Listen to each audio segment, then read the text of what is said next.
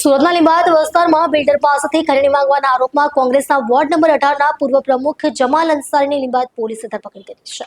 કોંગ્રેસ કાર્યકર્તા જમાલ અંસારી પર બિલ્ડર પાસેથી 2 લાખ રૂપિયાની ખરીદી માંગવા અને તેમાંથી 98,000 રૂપિયા પડાવી લેવાના આરોપમાં લીંબાયત પોલીસે ધરપકડ કરી છે। બિલ્ડર મોહમ્મદ ફયાઝ નિયાઝ બેગ દ્વારા શાસ્ત્રી ચોક પાસે જૂનું મકાન ખરીદી નવું બાંધકામ શરૂ કરવામાં આવ્યું હતું। અંસારીએ બાંધકામ સ્થળે આવી ધમકી આપી અને મનપામાં અરજી કરી પ્રથમ માળ તોડાવી નાખ્યો હતો। જ્યારે બિલ્ડરે ફરી બાંધકામ શરૂ કર્યું ત્યારે અંસારીએ ફરીથી આવી 2 લાખ રૂપિયા માંગ્યા અને તુરંત 83,000 રૂપિયા રોકડા અને 15,000 રૂપિયા ગૂગલ પે દ્વારા પડાવી લીધા હતા। જે અંગે બિલ્ડરે લીંબાયત પોલીસમાં ફરિયાદ કરી હતી, જેના આધારે ખંડણીની કલમ હેઠળ અંસારીની ધરપકડ કરવામાં આવી હતી। આરોપી જમાલ અંસારી કોંગ્રેસ પક્ષના વોર્ડ નંબર 18ના પૂર્વ પ્રમુખ છે અને તેમની પત્ની 2020માં સુરત મ્યુનિસિપલ કોર્પોરેશનની ચૂંટણી લડી ચૂક્યા છે।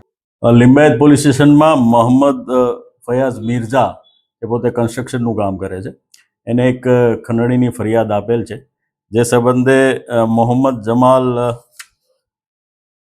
સાદિક અંસારી જે એની સાઇટ ઉપર આવી અને પોતે ગેરકાયદેસર બાંધકામ કરે છે અને પોતે પત્રકાર હોવાની ઓળખાણ આપી અને જે તે વખતે બળજબરીથી 83,000 રૂપિયા લઈ ગયેલ। એ સંબંધે શરૂઆતમાં 2 લાખ રૂપિયાની માગણી કરેલ।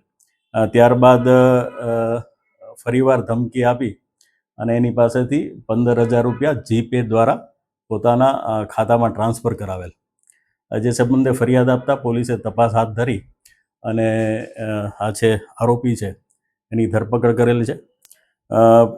જે આ પત્રકાર હોવાનું કહે છે એ કોઈ પ્રેસ સાથે જોડાયેલો હોવાનું હાલ જણાઈ આવતું નથી।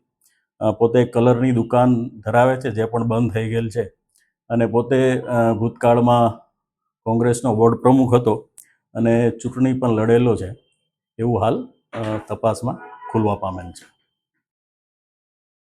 અને